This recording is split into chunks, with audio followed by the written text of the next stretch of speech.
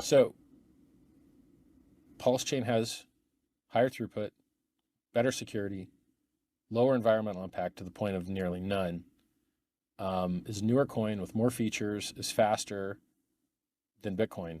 But Bitcoin has an $800 billion market cap. Pulsechain doesn't. Why? Well, we're new. We're on the way, right? Things will get better, in my opinion. So, like,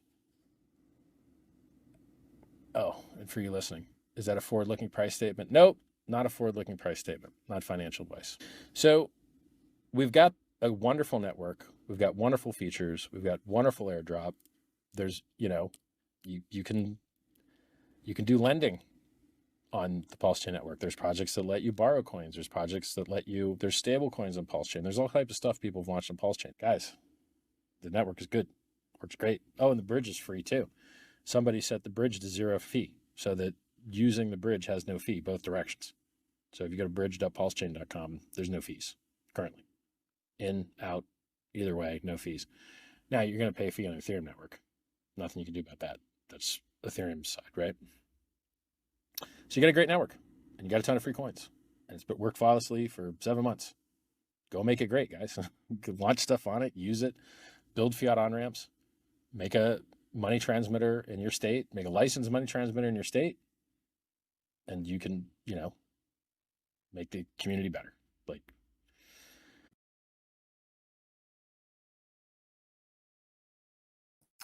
Hey everybody, welcome back. A big day today for Pulsechain and of course PulseX, Hex, and of course Richard Hart, the man himself. So we're going to get into all of that. It's going to be a lot of fun. Get in there, folks. It's excited. I have pinned Richard Hart's SEC reply. It says replay, but it's supposed to be reply. Motion to dismiss. So that's his response to the SEC. And for the motion to dismiss, so dismiss the case altogether, or at least a big parts of it, right? The SEC may try to, take parts of it and try and move forward with it, depending on how the judgment from the judge and everything goes. But we're going to get into, I'm going to read part of that. I'm going to read the summary and the conclusion. We're also going to, that's at the beginning, and then at the end of the live stream, I'll probably spend some time going through some of the body of the reply to look at some of the interesting parts that we might find somewhat interesting or amusing or whatever, or preposterous on the SEC part. So we'll have a look at some of that too. And of course, we're going to do the market update as usual, going through stocks, crypto, and Pulsechain. So it's going to be a lot of fun.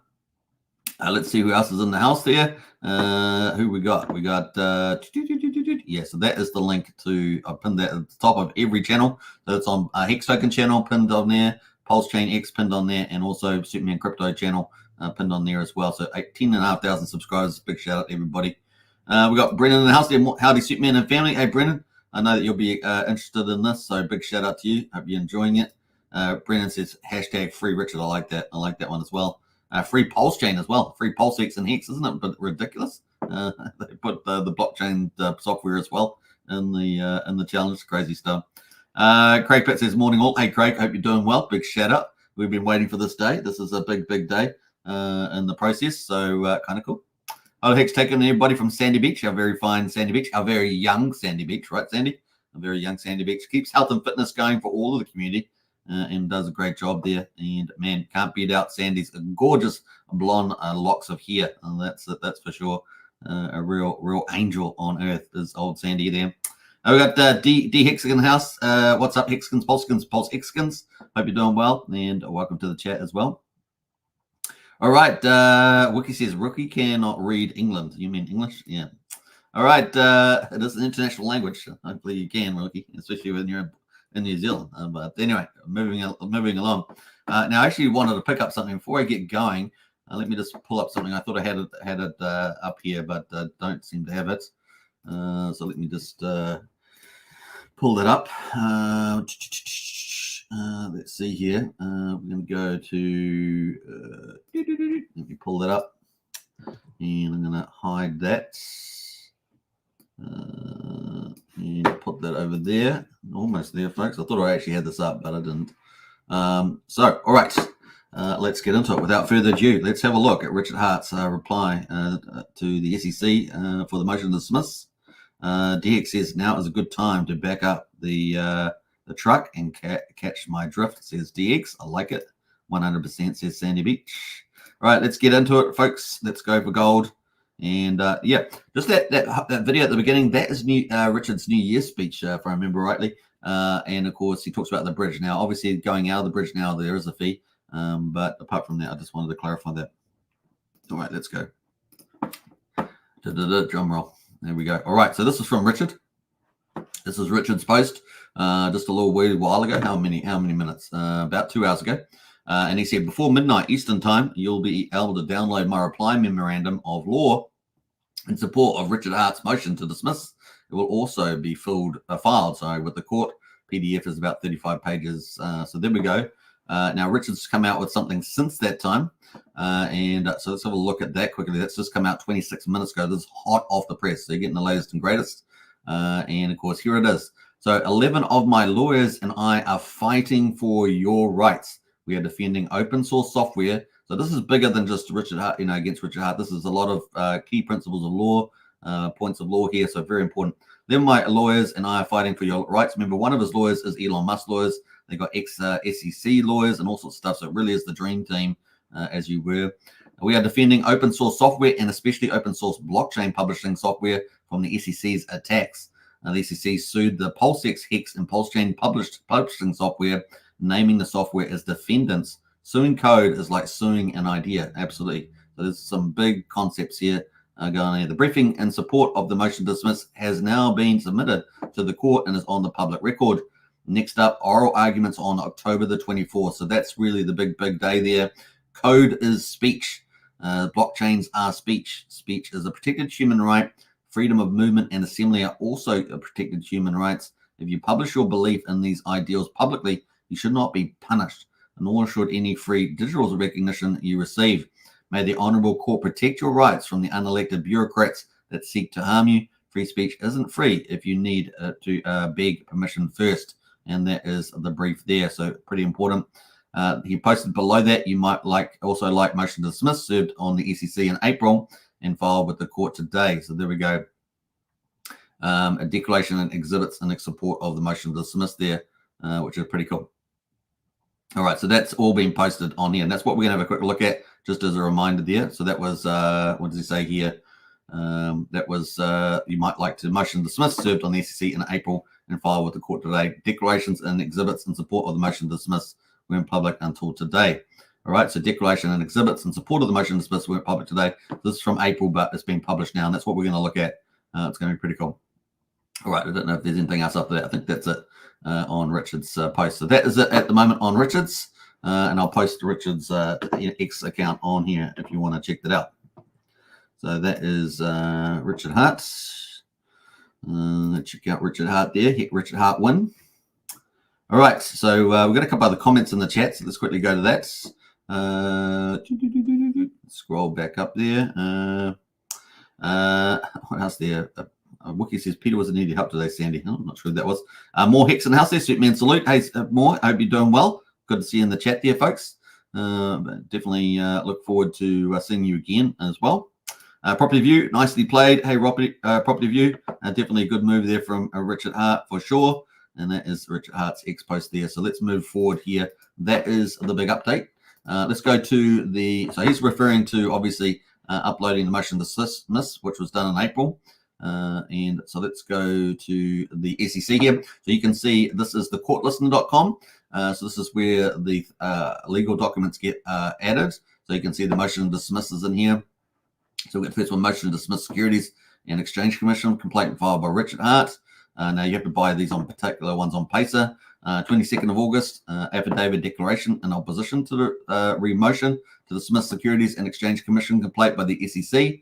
So you've got that there as well. And then you've got the memorandum in support of the 49 motion to dismiss securities. That's the one we're going to look at. And then we've got the affidavit declaration in support of 49 motion to dismiss the securities commissions there by Richard Hart. Now we don't have that. That's buy on Pacer. And then finally, we've got the SEC reply, which was sometime back in July. So that's memorandum in opposition. So this is the memorandum in support. That's the one we're going to look at. This is the SEC's motion that they put out in position that they put in July, and that is the opposition there from the and that there is the SEC lawyer there, right, or representative. So that's pretty cool, and you can download that one. But we're going to have a look at this one here, memorandum in support, which is pretty cool. So let's check that out. That is on Court Listener. So if you want to check that out, you can save this to your favorites. I'll post this as well. Bam. All right. That is the link there for Court Listener. If you want to save it to your favorites, you can keep up to date on that one. All right. So that is it there. And let's jump over to the actual document. So we've opened it up. This is it here. So we've got a preliminary statement. We're going to have a quick read. This only about 2 pages long. And so in this civil enforcement action, the Security and Exchange Commission seeks to further cement a role it has assumed for itself as the global governor of blockchain technology, a role exceeding both the agency's limited mandate and the bounds of personal jurisdiction.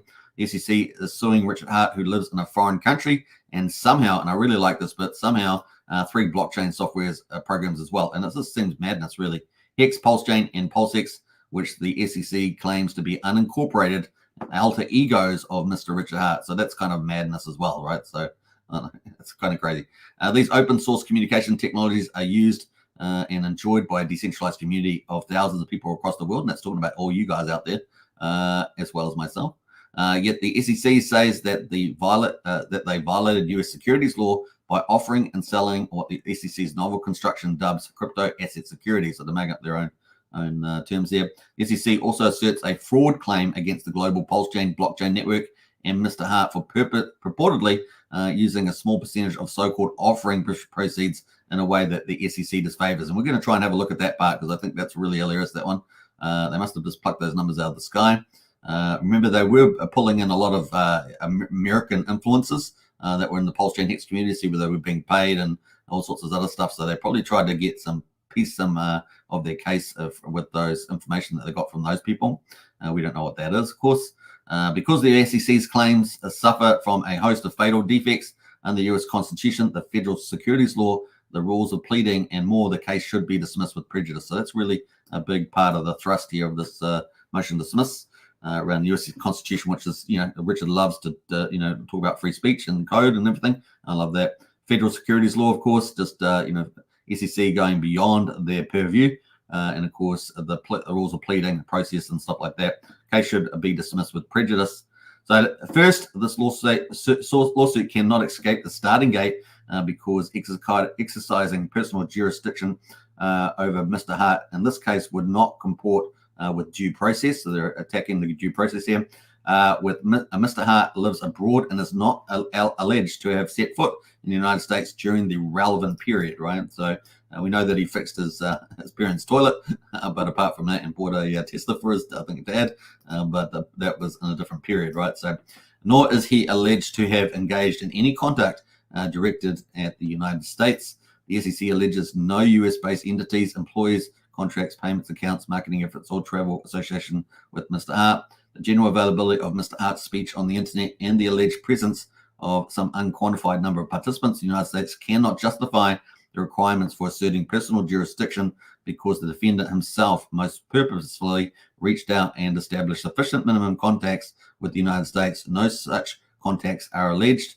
The SEC's attempt to impute the jurisdictional contacts to Mr. Hart through the 3 purported alter ego software programs likewise finds no support in the allegations or the law.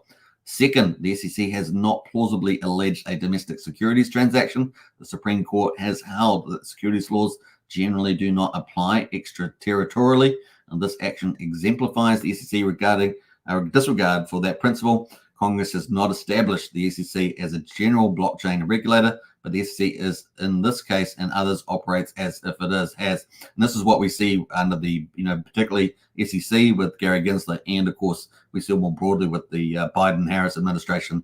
They just keep making their own laws up and getting away with it, right? Because this is the way it seems to be with the Justice Department. The SEC's total failure to comply, the SEC's total failure to come up with allegations supporting domestic security transactions, notwithstanding the agency's sweeping investigative powers, dooms every chain.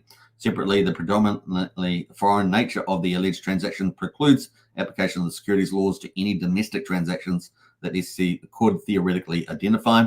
Now, thirdly, the SEC claims to satisfy basic pleading requirements for its securities fraud scheme, claiming regarding Pulsechain, the complaint must spell out with particularity the circumstances of the fraudulent scheme and alleged facts raising a strong inference of fraudulent intent. We all know intent is very important, but it alleges no deceptive conduct at all, nor any statement that was false or misleading.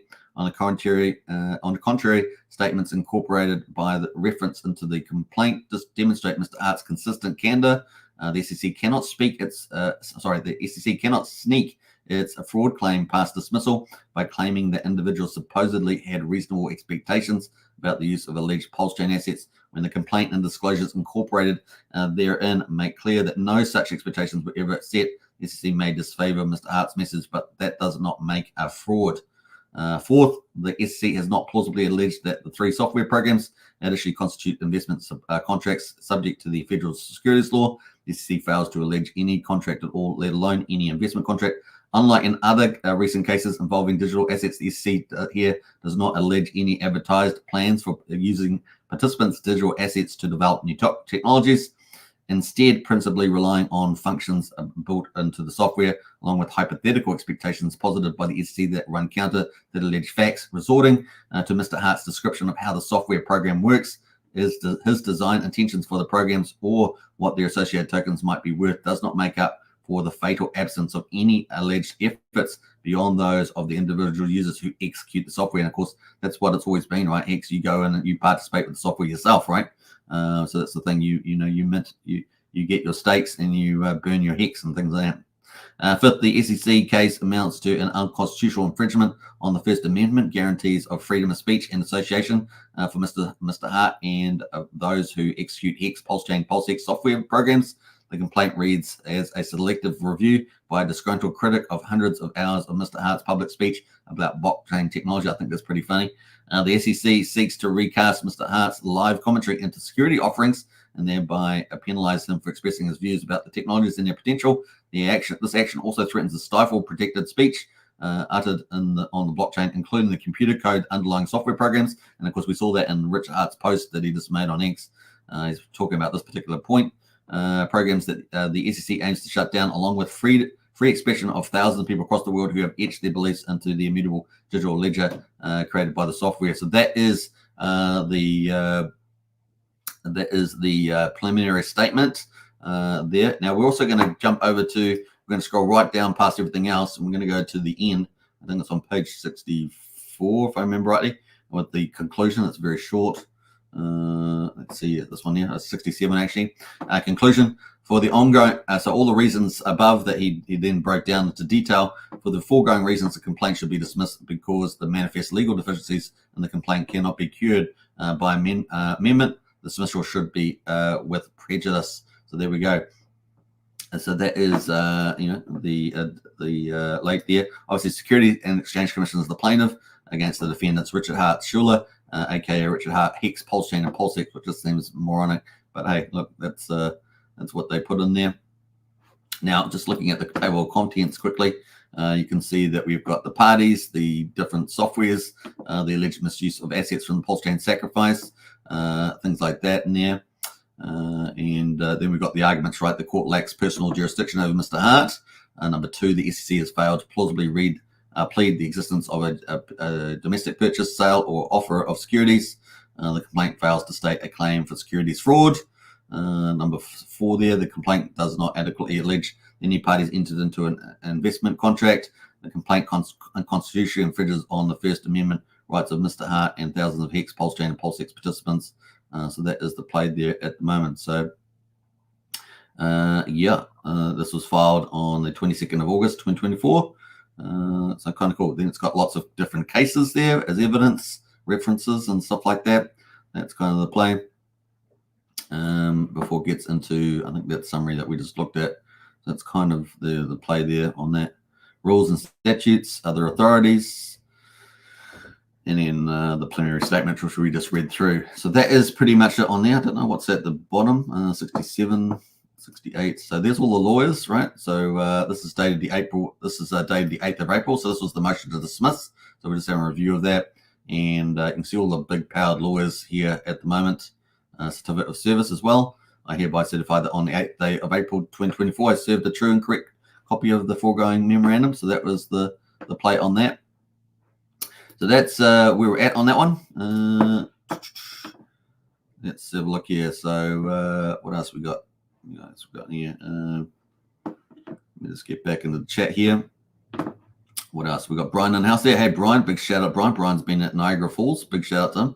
He looks like a teenager too in the images. So well done, Brian. Yeah, the Niagara Falls must be the waterfall of youth, as they say, the waterfall of youth.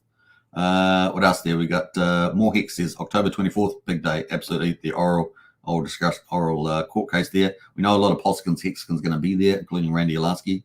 He popped in the chat yesterday talking about that. Countdown begins says more. Absolutely. TikTok.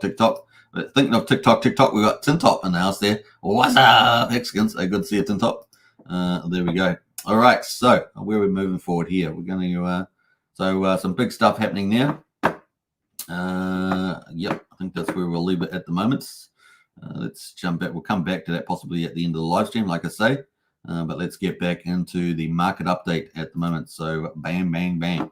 All right, so stock market today, S&P 500 closes lower as yields rise ahead of Powell. So Chairman Powell of the the Federal Reserve in the house. But we had actually a decent little pullback in the stock market today.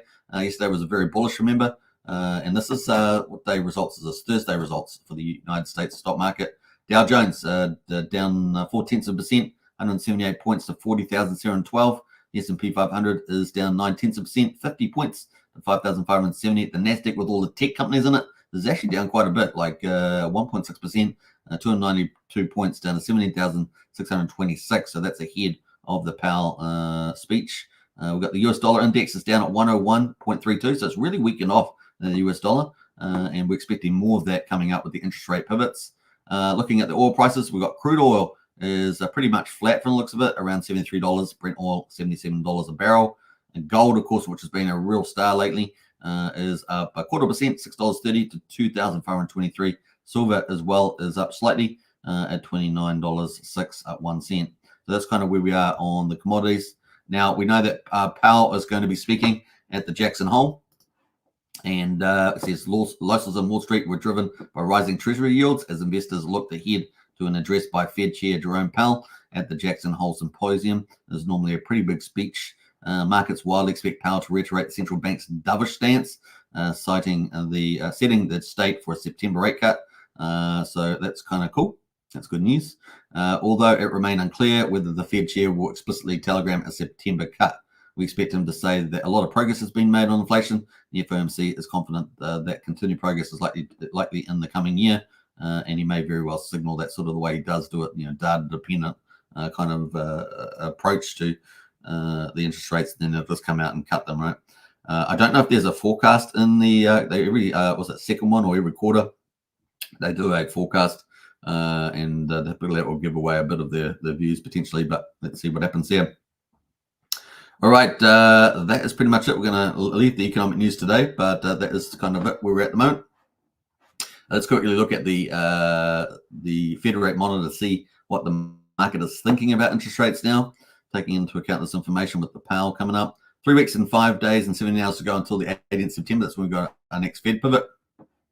We've got 74% of the market expecting a 25 basis points at the moment. So that seems to be the dominant view. 26% expecting 50 basis point cut there in September. So there we go. It's only 3 weeks and 5 days, 17 hours away in September. So that's a big day for the markets overall. All right, a pivot in interest rate. That's going to be good.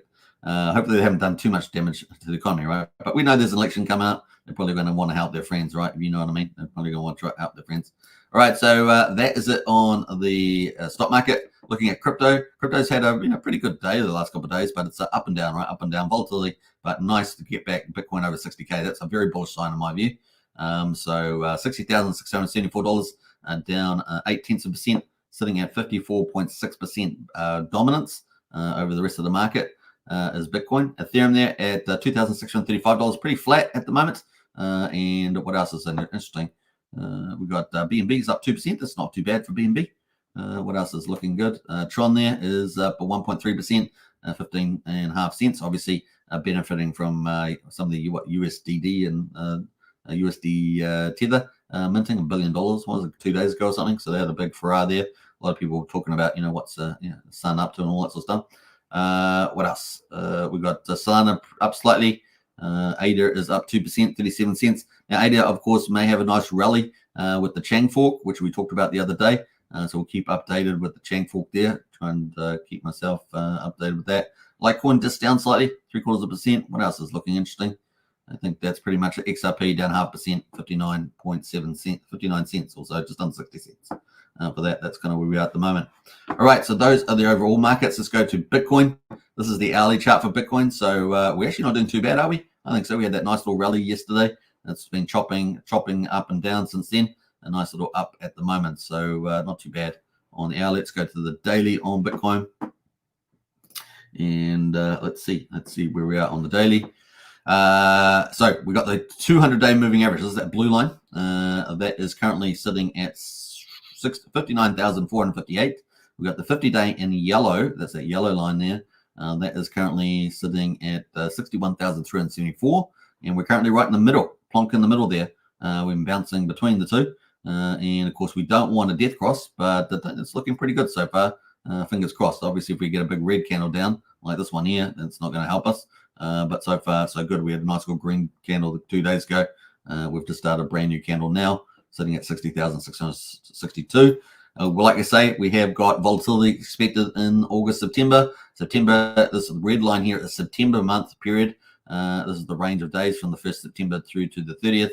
We know that typically September is a pullback month for crypto, and therefore that's why we had August, September being volatile. That being said, if we look out a bit further, yeah, we've got a bit of a squeeze going on these two important moving averages. But, we're still staying out relatively well at the moment. But like I say, we've still got pretty choppy territory. Hopefully, we're going to get this interest rate pivot. That's coming up, right? And hopefully that will help spur the market afterwards. We know typically stock market's going to typically goes down after an interest rate pivot. So let's see what the crypto does there. But maybe it will give us the oomph that we need to go out through October, right? So October is kind of when we're expecting the market to really have a chance of taking off there. And then, of course, October is called Uptober in crypto. Typically, it's the opposite of September. It's typically when we most likely get a rally. And, of course, also we've got a Bitcoin halving year, and normally we get the rally on that too, right? So this is where we're getting these general trends. Now, the US election there, of course, will get a supercharge. If Trump wins, he's pro-crypto, pro-freedom. And, of course, he's hopefully going to unpick a lot of the globalist moves that have been made to take away freedom. And you can see it in the UK. If you didn't believe it, look at the UK. The Prime Minister Starmer over there taking away people's rights. Categorize. All they have to do is categorize you. They just categorize you and then say, oh, you're a bad person, even though you're just an average citizen. And then they let all the criminals out and they put all the good citizens in. And that's what fascist regimes do, right? So we're going to get this with the EU. What they're trying to do with Poland at the moment. They'll do it with Ukraine. So there's lots of just ominous things going on. We've got to push back because once they take it, it's gone. It's gone. And there's only one way to get it back, and it's not a very nice way. All right, so that at the moment is November the 5th, and that's kind of where we are at the moment. So hopefully we get that positive mood out there. Obviously, Kamala Harris has tried to pretend that they're going to be pro-crypto. Of course, they're not going to do that. That's just an illusion. And, of course, just for the election. So they get your votes, and then they betray you afterwards, right? Because they don't need you once they get your votes. So that's kind of the play there. And, yeah, we get another interest rate pivot on the just after that, on the 7th of November. And, of course, we could have 50 basis points at least by then in the pivot. So I get that at 5% on Fed funds rate. And December, another 25 at least. So maybe 75 basis points. Maybe at the top end, maybe 125 maybe, so 1.25 percentage points. That could get us down quite a little bit there, down to 4.25% or something, maybe by the end of the year if we're lucky.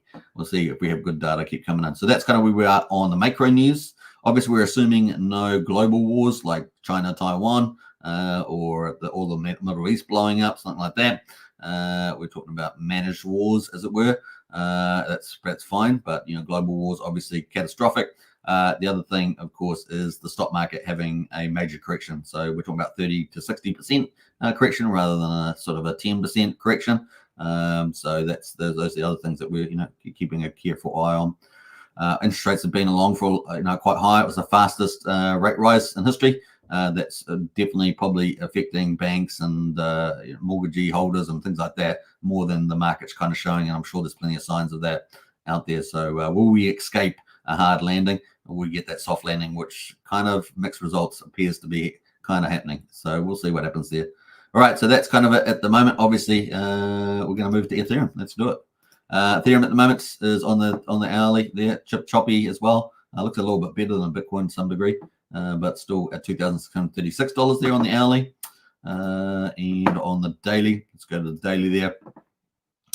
Daily, we've got a death cross right on the daily, unlike the Bitcoin, which is almost there. No, it's not quite almost there, but it's definitely squeezing with the averages. The 50-day has gone below the 200-day death cross there. This could be short-lived, right? So let's hope that is. Bitcoin drags it up. At the moment, you can kind of see for many, many weeks here, we've actually just been moving essentially sideways if you average this out. And so that's probably going to be good for this to be potentially short-lived. But of course, August, September, like we say, potentially volatile, and maybe it's going to take October, November for us to really take off there. Still feeling pretty good about October at this stage. But as someone said in the Discord, who should be called nameless, is maybe the US election is the trigger for that. So depending on where that goes. But yeah, that's kind of where we are at the moment. That's going to take us into Runes protocol. Let's look at the rune coins on Bitcoin. Now, obviously, we're still picking Dog for the win here. So Dog go to the moon, still down this accumulation zone. Has kind of had a breakout, but needs to get back up over 3.5 cents. 3500th of a penny, I might say. So at the moment, 4.8 sats are still very much in the accumulation zone. Let's have a look at the holders. Holders at the moment, 82,147. So they've been going up a bit slower the last 2 days. And before that, they were going up by a couple hundred. But we've still got a lot of buys. Look at that, 41 pending buys. So there's lots of buying coming in for the Dog. People are willing to take weekends, right? Weekends are still getting taken out. Remember, this is a free airdrop to Runestone holders, which is one of the ordinals in the ordinal collections over here. Yeah, still ticking away there. Will it be the most valuable meme coin this bull market? Obviously, the number one meme coin on Bitcoin for the first season ever. Obviously, EVM meme coin season used to dominate last bull market, 20 and 21. So will it be like that for 24, 25? And that's going to be pretty interesting to see. But I'm backing it for the win there. So far, so good. Now, this is where we are at the moment on that. Other top runes. Let's have a look at that. We've got Ryzik down 11%. Mackinode dollars up a lot there. And I'm not sure why I've had trouble with these top 10s. They've disappeared off the map there. But that's kind of it where we are on Magic Eden. Number one DEX for ordinals and runes. Let's go to the top meme coins overall for the crypto market. And let's made that moon. Yeah, let's do that. And take the light down. Let's take the light down, put the music on, whatever. Let's go down here to the top memes. Now we're going to be looking at Dogecoin. Dogecoin at the moment, 15.5 or just below 15.5 billion. That was kind of like that yesterday. So it's actually come up a little bit in value over the last week. 5.8% actually up in value in the last week. Down slightly for 24 hours, but up on the hourly. What else is pretty interesting? Yeah, Dog with Hat is up 11%. Floki's up 12%, 20% for the week. So nice recovery for Floki, but 8.8% of it was in the last 24 hours. So nice little move there for Floki. What else there? Brett on Base Chain is up 13%. Now, obviously, we've had pretty low weight on Ethereum. Obviously, second layer chains like Base Chain have been doing pretty well and taking a bit of limelight there. What else we got there? A Popcat on Solana is up by 21%, but look at that, 34% of it. It was negative, but it all happened in the last 24 hours. It's had a big rally on Popcat. So there's still money to be made in the right meme coins, right? Popcat seems to be pretty popular. Obviously, Floki's doing pretty well there as well. Not too bad moves, right? Everything else pretty much up. What else there? Dog Runes still sitting at around number 12. And of course, we're backing that for a win, right? Big chance. $300 million at the moment. And when it goes, it's going to go. It's going to be real fun to see. And can it take number one spot off Dogecoin? That's what I always say. It's going to be fun to see that. And a big shout out to Leonidas, the founder of that. And of course, doing pretty well with his Ord.io, his platform, which is getting better and better all the time. So that's pretty much it on that. Let's have a look at the total market, 2.14 trillion for crypto, down 0.6%. And like I say, still a small market, but man, it's going to pump up. We have been way higher than this at top of the bull market. It's going to be fun to see. All right, so that's pretty much it on that. Let's go to Pulsechain. Day 468, is it? I think it's 468. How far are we through? I think it's day 468 that we're going to be talking about. Before we do that, though, let's see who else has jumped in the chat. Come on, BDC, says Wookie. Absolutely. Time to moon. I agree with those sentiments. Very cool. All right, let's jump back into it and get into Pulsechain updates. So let's go for gold here. All right, so we've got date. I think it's pretty much for day 468. We got Pulse price here, quadruple 0365, 37% of the main sacrifice price. We've got Pulsex at the moment, quadruple 0192, down 1%, sitting just below 20% there on the main sacrifice price. Buy and burn at the moment is 957 billion. So 957 billion, 480 million. Pulsex has been bought up and burned, so that's 4.74% of the public supply. Incentive token $1.83 down is actually up 0.2%. The ratio is sitting really nicely there at 50,232. So Pulse has got a no change, but so we've got a little bit of lift in the ratio there. So it's kind of pretty nice. The total amount of supply, well, it still says 40,060,000. I think it gets lagged or something.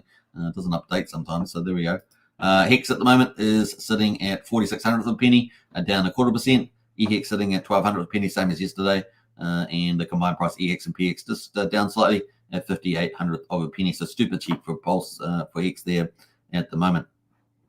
Jumping to the charts. Now we've talked about all the macro news. Obviously Richard Hart's and the SEC with the reply. But we've got here the specific news. Obviously we were waiting for that reply and we've got that today. So tick for that one. The SEC's response was way back on the 8th of July there. And that wasn't published, but we've got that published now. So that is published on the site. We're going to have a look at that in a minute. When we finish the market updates, we'll go back to that. Yeah, so we didn't actually see the SEC's reply, remember? We have got that published now, so we're going to have a look at that again. RH response to SEC motion dismissed, so that's cool. The next thing we're expecting is the 24th of October, and that is going to be a big event in the courthouse in New York. So that is how many days away? 63 days away until RH versus SEC oral arguments in the courthouse. We're probably reasonably expecting 30 to 90 days after that. So maybe December, January, what month? October, November, December. So December, January, to potentially get a judgment from the judge there. And that would be pretty important. That may not settle all the issues, but hopefully we get a full dismissal. That'd be pretty nice. Fingers crossed on that one. And of course, that's followed quickly after by the US election, right? And we've also got the interest rate pivots around that as well.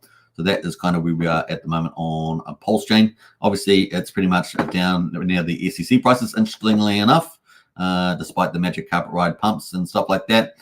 We are back down here. Obviously, super accumulation zone at the moment. But of course, uncertainty there may breed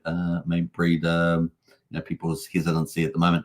Barring any magic carpet ride move up, right, in the market price. But definitely RSI down there at the moment. Let's have a look at the weekly. Give us a better idea for the weekly RSI.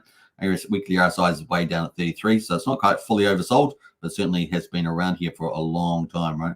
All the way since the 13th of May this year, we've been sitting down here with the RSI, and the chart, of course, has plummeted again.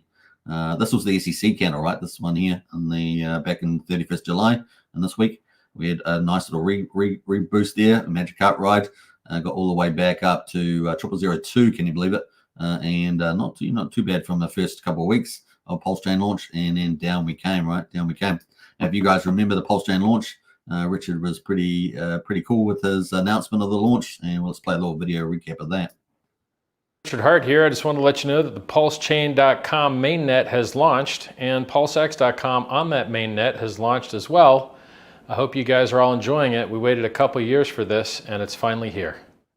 So that is just a bit of a flashback there. So at the moment, a good accumulation zone. Obviously, still uncertainty around the court case, but you can see in the charts they're a pretty good place to get into. Obviously, if it does end up, it does go lower over the next month or two, 63 days in particular, or even towards the end of the year. it's just more volume, right? So it's not bad place. Pulsex at the moment is giving us even better sign of a more bullish environment, right? So we're looking here on the weekly. We can see that we've got clearly higher lows here on the weekly, clearly holding up this yellow line, although we are, really skimming across the bottom of this at the moment on the weekly. Otherwise everything's looking pretty good. We're holding above 1800. We're at 1920 at the moment, with 4 zeros in front of it. So everything's looking pretty good. The RSI on the weekly 40, so it's actually better than Pulse, which was down at 33. We're at 40 there. So Pulsex is definitely a better performer. And of course, looking at the Pulse ratio, Pulsex has been the better performer there, right? So we're looking on the daily now. You can see that's been a better performer, just over half a Pulse for every Pulsex you've got. So that's been the winning move, right? Moving into Pulsex versus Pulse. If you had Pulse there, that would have been a winning move. Moving back to the USD. And we're going to go back to daily here. So we look at the weekly. You can sort of see the daily there in more detail, granular detail, sitting at 40 there on there. So not bad. Hex Pulsex doing pretty well. Buy and burn, of course, looking really, really nice and heading towards 5%, slowly and surely. And hopefully we'll get a nice little moving average cross here. We're going to need some green candles to do that up here, to move up here. But yeah, we have had good support on a horizontal, 17,800, and we've got this nice little support here. That sort of reaffirms above 18, making 18 a bit more sticky at 1865. Have we had capitulation by a lot of the whales? Well, seems like that so far, but you just never know in the future, do you? You just never know with the court case still around us. So let's see what happens there. We've got incentive token at the moment. We've got a really good zone. I mean, this is looking great, this chart too, like Pulsex, relatively speaking. This is even stronger for incentive token. Like pretty much the boss mode at the moment, right? As the INC versus the other coins, because it's just sitting nicely in this nice channel, and it's sitting at 50,000. So really, really good on the INC. People have been loving the yields in the Pulsex farms, so it's been a pretty awesome play. Now, when we do get some uptrend in Pulse, obviously people want to exit those farms because they want the capital gain on Pulse. So it's going to be a judgment call for a lot of people there at the moment. RSI is always helpful for that. Looking at PHEX, EHEX, I'm not going to say too much about these. They're pretty much at the bottom, and just such a wonderful zone for accumulation. That's all we can say about that. I'm waiting for Magic Cup Ride and bull market. The other thing, of course, EHEX as well. Likewise, 1200th penny. No, not much to say about that. Looking into derivatives, looking at the best performers on Hex derivatives. Now, for some reason, Icosa seems to be up 312%. So I'm not sure whether Alex has put out some news about that. I kept meaning to go and check his posts. I didn't do it today. Let me know in the chat if you guys are familiar. We have a big fat green candle in there at the moment. It's gone up from 2 cents to 10 cents. So a big move there on Icosa. So I'm not sure if Alex has put something out on that. That's the only reason why I could think of that moving, unless a whale just decided to randomly move it. Kind of interesting on that one. 46k liquidity. So it's not bad. What else is there? Icosa on Pulsechain is up only 5.5%. So go figure, 4 cents there at the moment. So quite a bit of difference there on those two. Hedron as well is up 5%, and Hedron at 0.5% there. So I can only think that Alex must have put something out on there. Maybe we'll check that as well. Let me just quickly check it while we're here, and have a look at Alex, see if he's posted anything. Let me know in the chat if you guys have seen anything, of course. Hopefully I can bring up Alex McFurter. Let's have a look. Alex McFurter. Let's see if he's got anything around that. Yeah, I can't see anything in particular around that, so I'm not quite sure. 12th of August. So he had something 12th of August, but nothing that's obvious to me at the moment. So interesting that that's kind of moved at the moment. Let's see. Let's go back to the rest of the charts there. Bam. And so that's the move at the moment. So nice move for Icosa Hedron.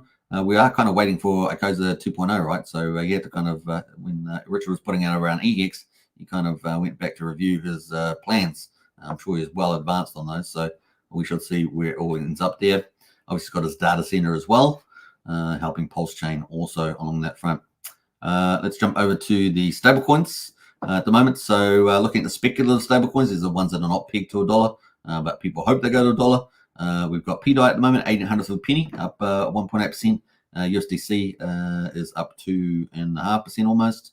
What else is looking interesting? USD Tether is actually down slightly. Interesting enough. Normally they move together, so it's kind of weird. A little bit of opportunity maybe in the USD Tether. LUSD is down 1.25%. That's the other speculative one. All the rest of the stables look fairly good. Coast is just almost 2 cents under. Not bad otherwise. Let's jump over to the influencer coins. Now I have taken Maddie Allen off. Sorry, Maddie. I've taken Maddie Allen's coin off because liquidity is only $500. So and there's been so much drama around it. So he is Maddie Allen's coin is off the influencer lead board here. Let me know if I'm missing some, by the way, of influencer coins, if you remember those. At the moment, we've got Steve Hitson is at number 1 here, up 5.7%. Bromance from Ben Armstrong, up 3.5%. I don't know if has he been talking much about his bromance and things like that. Let me know.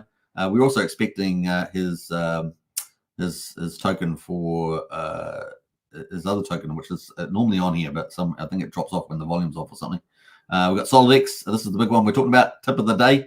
We've had Randy Alasky in the chat yesterday, and of course, this is his big business friend, hashtag millionaire friend, who's called Firewhale, and he's got SolidX projects.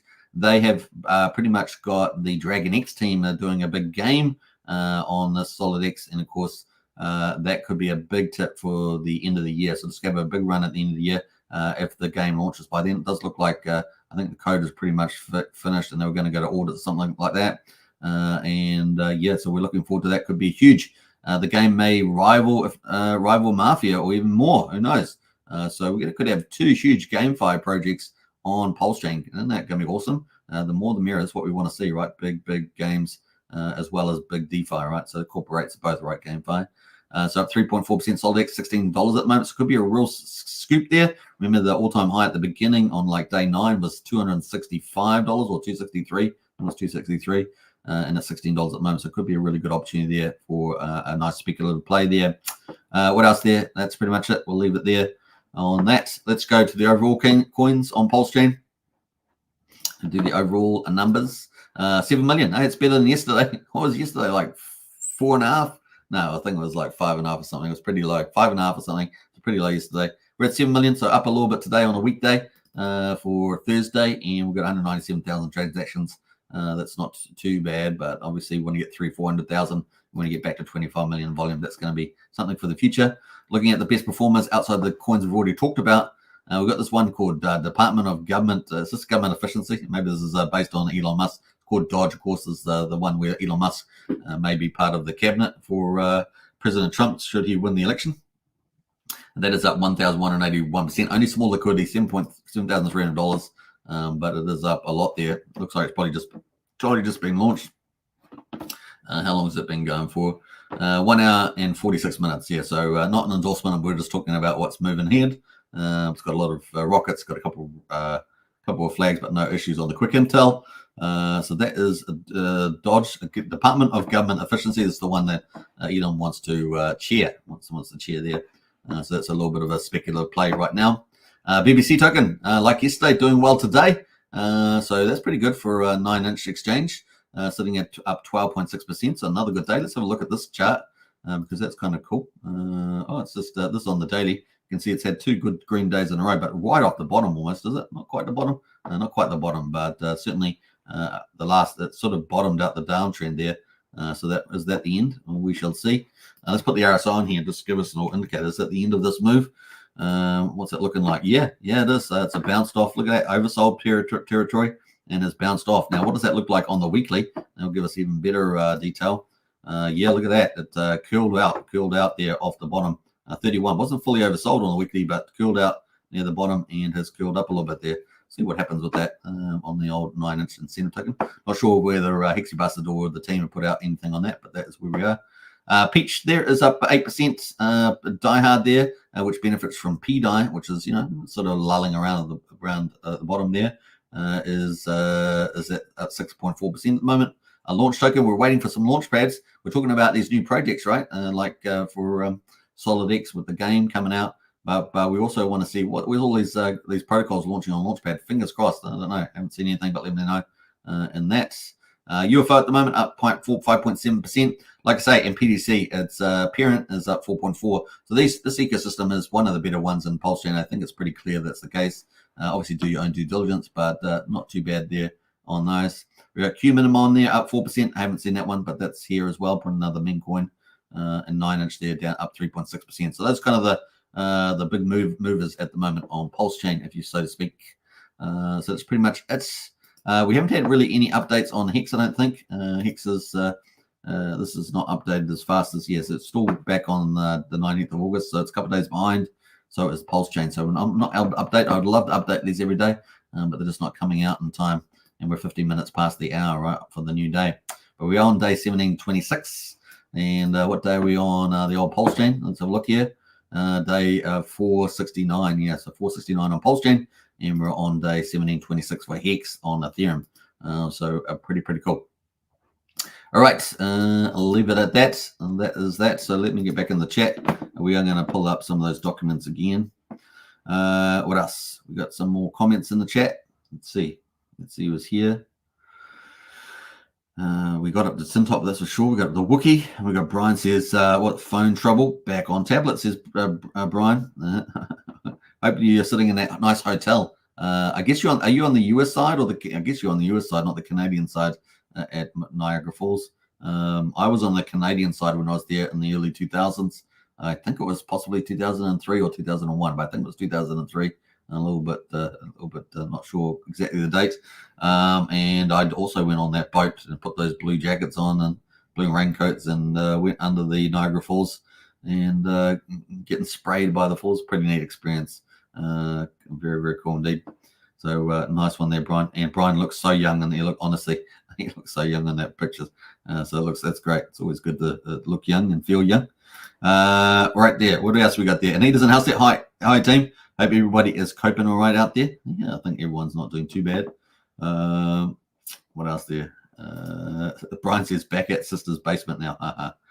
He's probably got the beers and he's watching the sports. Is that what you're doing, Brian? Having a beer, watching sports, playing some pool in the basement. That's typically what Americans do in the basement.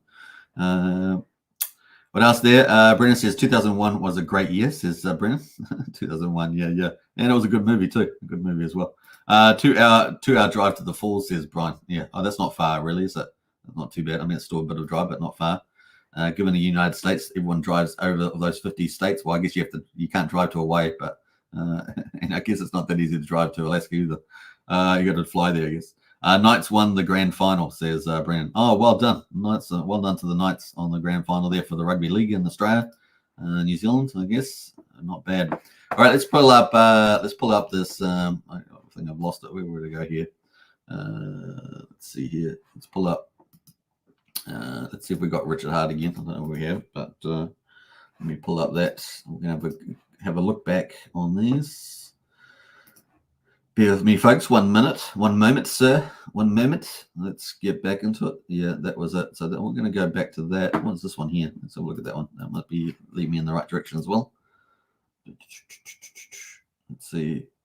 Yeah, clever, Richard. Clever. Yeah, so let's read that one more time for those might have missed it. Let's bring it in. Hey, we've got Pixel in the house. Hey, Pixel, hope you're doing well. Hello from Belgium. RH for president, says Pixel. Nice one. Yeah, well, we're still waiting for RH's museum, right? I guess it's been put on hold until the SEC case is done with.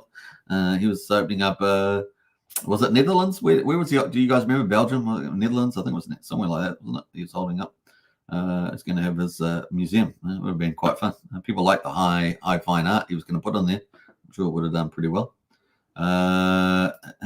Brian says no sports, no beer, no sports on folding chair next to my air mattress, says Brian. Oh, so a bit more campy-ish there, Brian. I probably inspired you though for a good game of sports and beer. And what do you guys have? You have Pringles or those little bread pieces, sticks. I can't remember what the name of the bread sticks. Do you guys remember what the bread sticks are? The Americans like. I can't remember what it is. You can take a train. Yeah, not to Hawaii. You can't. You probably take it to Alaska though. Yeah. Hello. What do we got there? Brennan says something the Wars are not sure what that is. Yeah. The Warriors are not. They did pretty bad, didn't they? That's Wookie's team, unfortunately for that. We mourn the loss there for the Warriors. Yeah, I mean, I'm in New Zealand too, but I'm not really a big supporter of. I watch it occasionally, but I'm not a big supporter of the rugby and stuff like that. What else? Let's go back. Let's go back into it, shall we? Let's jump back into. If you missed it, Richard Hart here.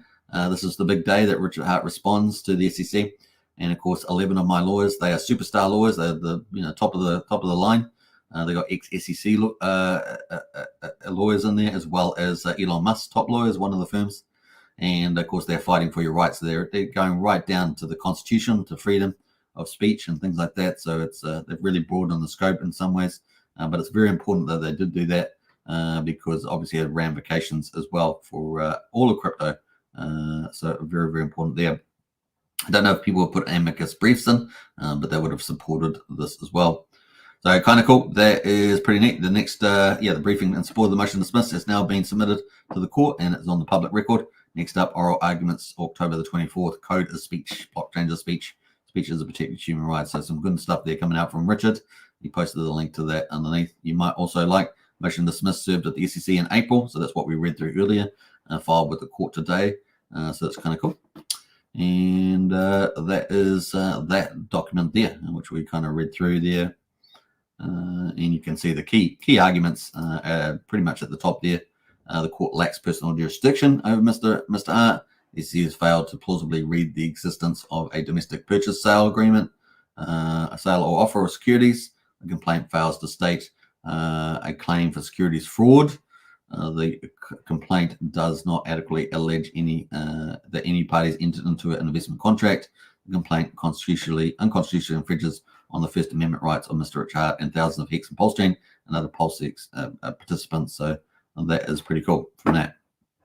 So that was some of the highlights there. Let me just keep back in this view. I want to open up another document. Let's go to, let me just jump back in here. 56 minutes on the hour. We're not doing too bad today, are we? On this big fine day. Let me pull all these documents up.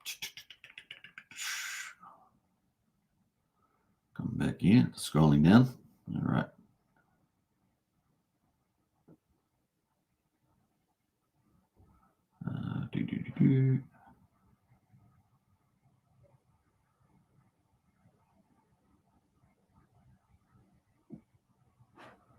All right, so let me just get back to this page. Thanks for the silence. I hardly have any silence in my live streams, but sometimes I have to. We got here is the list that we read out earlier. So this is these documents that have been posted today on courtlistener.com, which I posted in the chat earlier.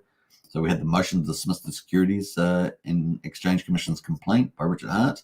The main doc, you have to buy it on paper. I don't have that. Someone will probably post it on X. I think one of the lawyers that we looked at yesterday will probably post that. Affidavit declaration opposition, a remote 49 motion to dismiss Securities and Exchange Commission's complaint filed with the SEC. So that's also the main doc there as well. You have to get that on paper as well. The main doc, so this is probably one we want to definitely check out, main doc reply and support.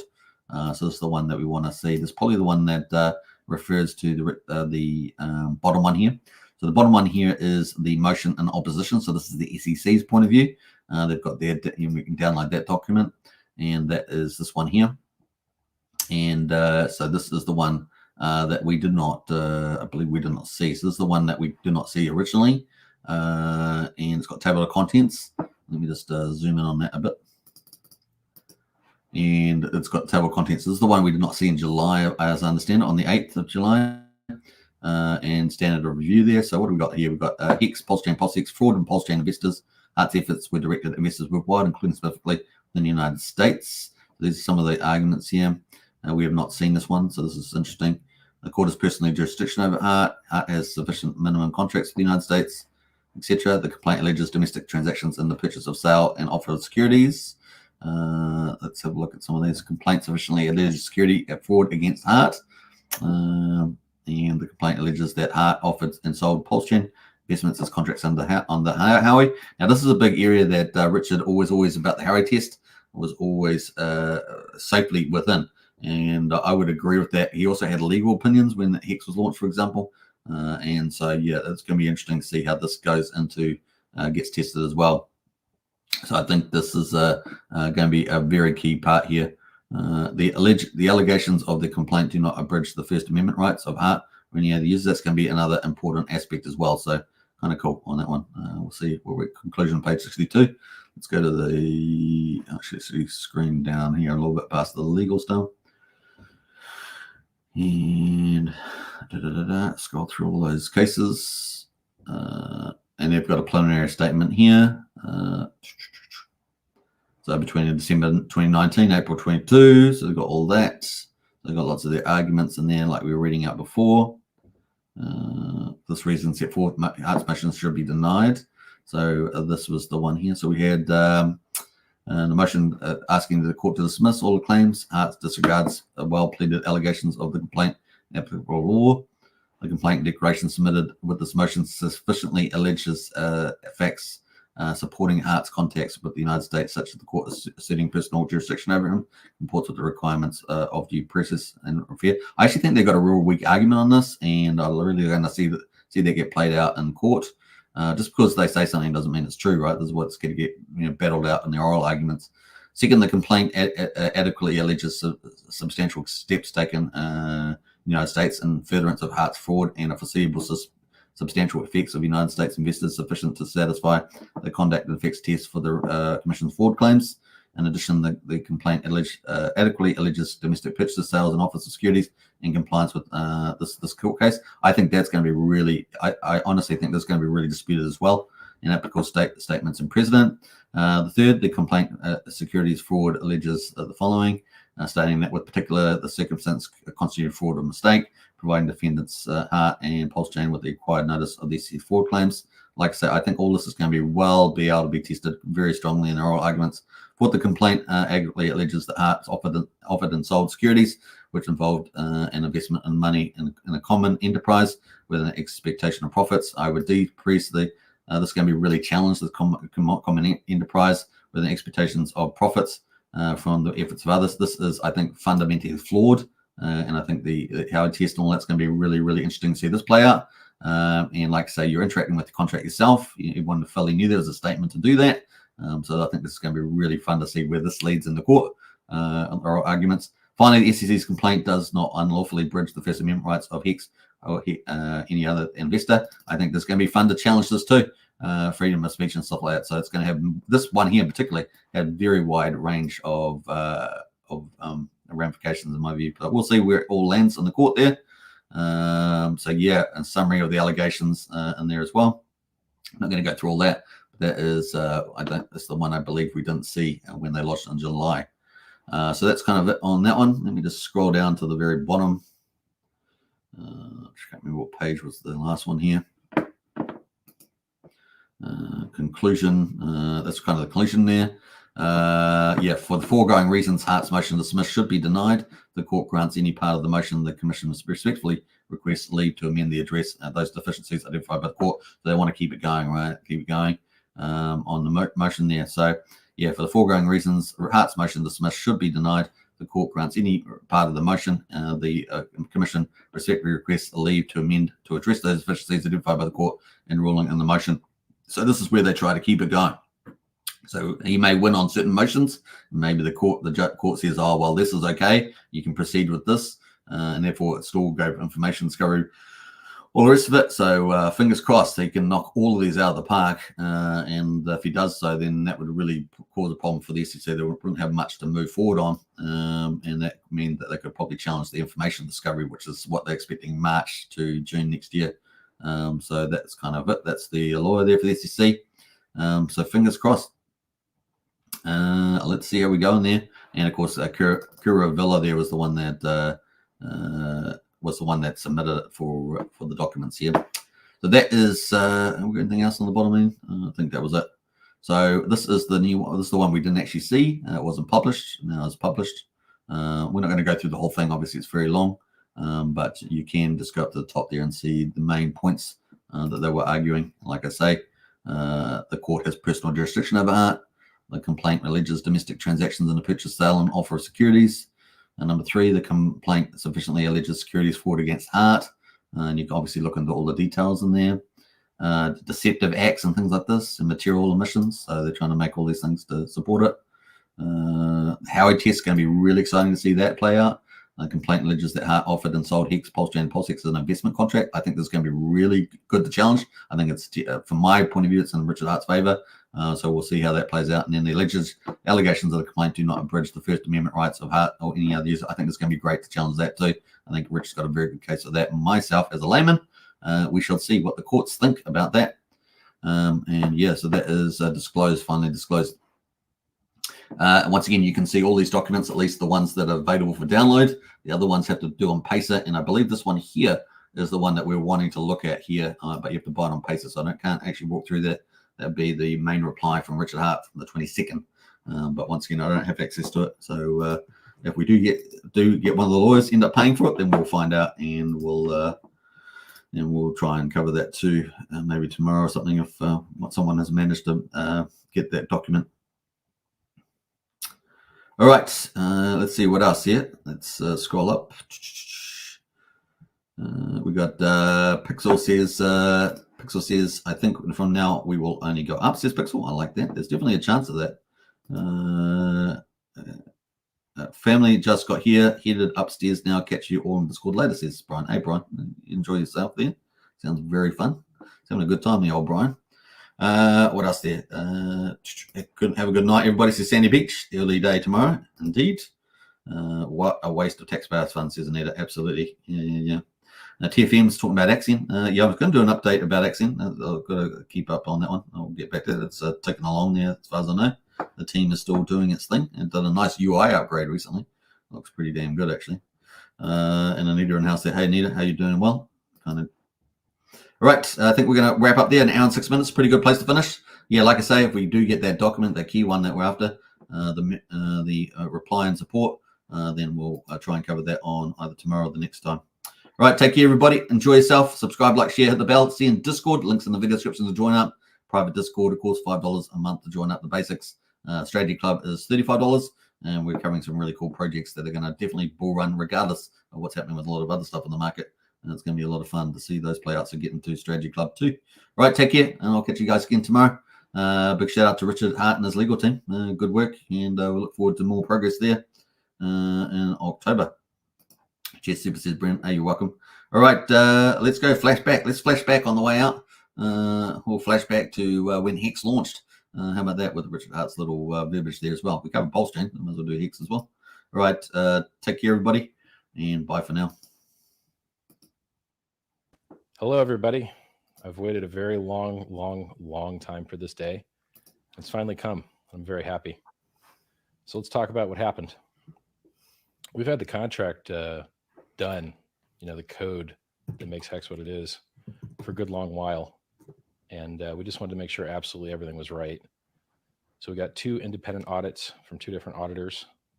We got a mathematics audit. That's 3 audits. They're expensive and they're time consuming. And they do 2 things. They, 1, convince you that there's no bugs. And 2, they present that evidence to the audience in a format that they can understand. So if you look on hex.win right now, down under the security tab, you can see how to use hardware wallets with MetaMask, which is the wallet that we suggest for Hex. And you'll also see the mathematics audit and one of the security audits.